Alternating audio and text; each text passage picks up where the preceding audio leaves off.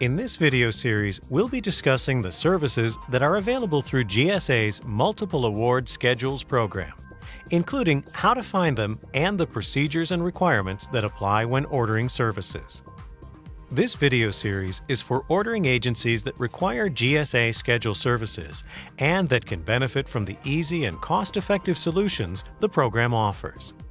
In this last video of the series, we'll cover a number of topics including determining price reasonableness, other direct costs, small business utilization under schedules, sustainable acquisition, and DoD requirements for using schedules.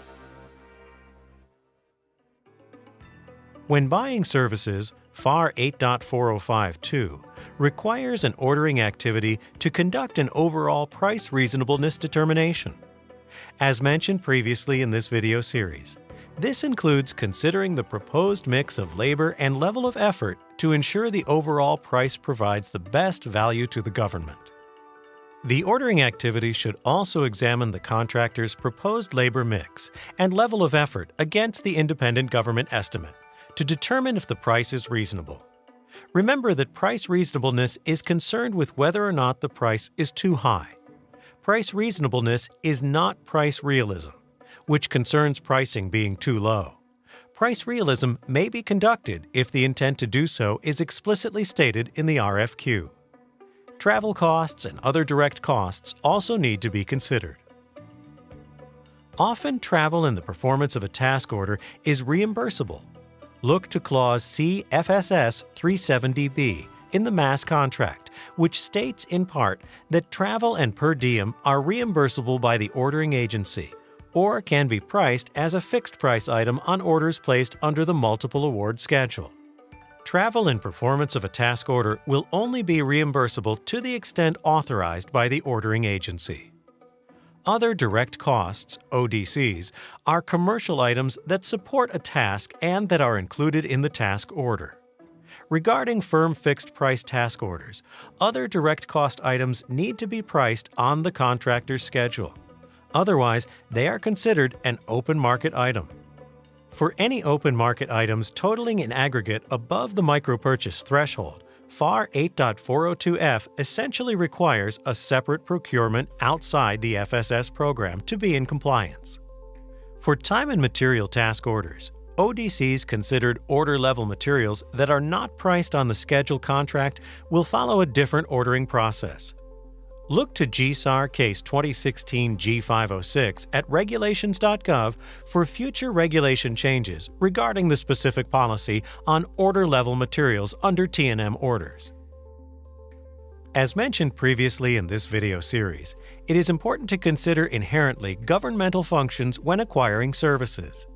Inherently governmental functions are those that must be performed by the government. Some examples are listed here on the screen.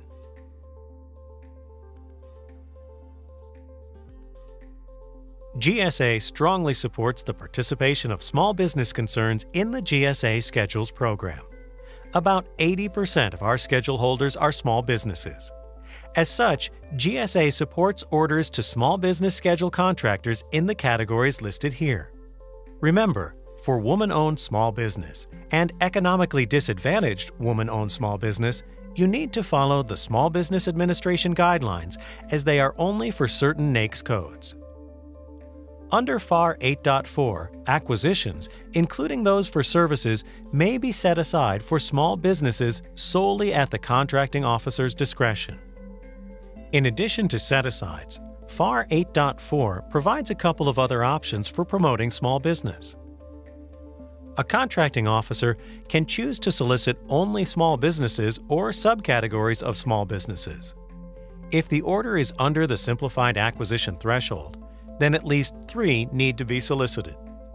If the order is over the simplified acquisition threshold, then enough businesses need to be solicited to ensure that at least 3 quotes are received. Note that in this situation, any schedule holder who hears about the RFQ and requests it must be provided the RFQ, including large businesses.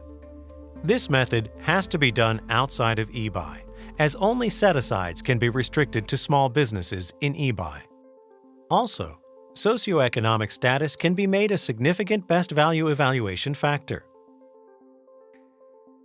Sustainable acquisition or green purchasing refers to purchasing products with specific environmental or energy attributes.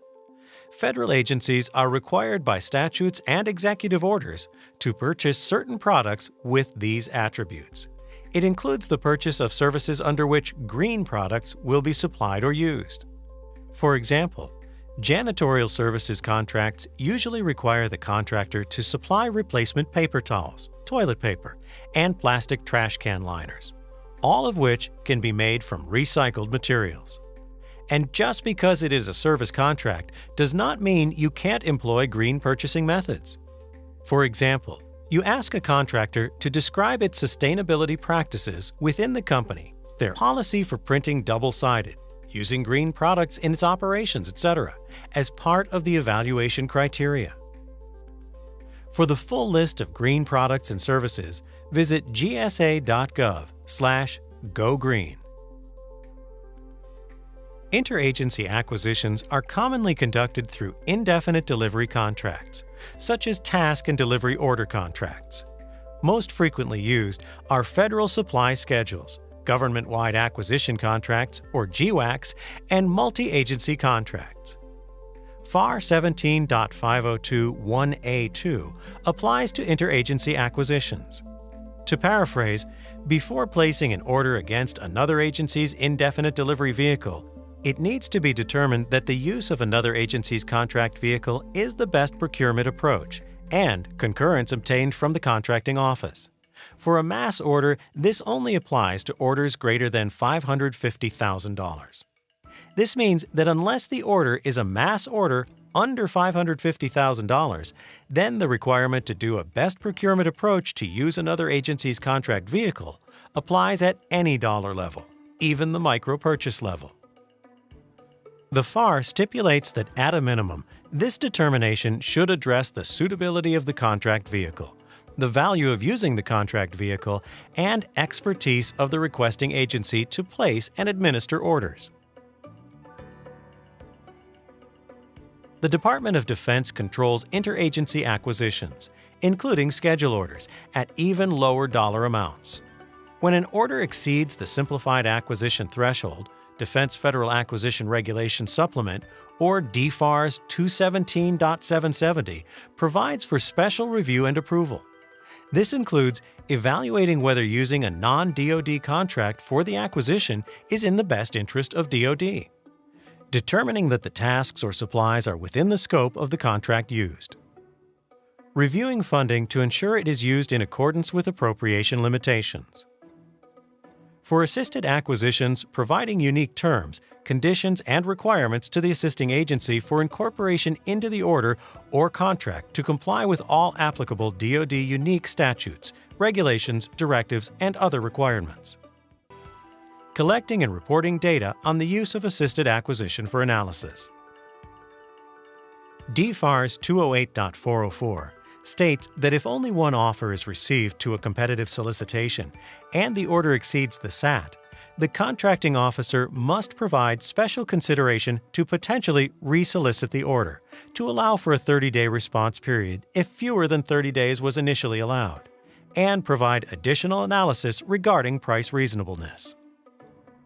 Due to the ramifications when receiving only one offer, we suggest for DoD that orders exceeding the SAT and not set aside for small business, the RFQ be issued on eBuy for at least 30 days unless you are absolutely certain you will receive more than one quote. For guidance, see DoD Class Deviation 2014-0-011, which requires a fair and reasonable price determination for individual orders, BPAs, and orders under BPAs.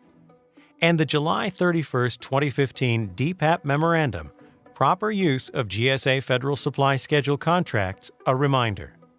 Finally, in addition to DFARS guidance on schedule use in DoD, each service or department issues their own implementing guidance. This concludes other considerations for service acquisitions of the Buying Services through GSA Schedules video series. If you haven't already, be sure to view all of the videos in this series. For more information on buying services through GSA Schedules, visit gsa.gov/ps-schedule. For updated training information, visit gsa.gov/mas-news. And if you have any questions regarding the information in this video series, email us at professionalservices@gsa.gov.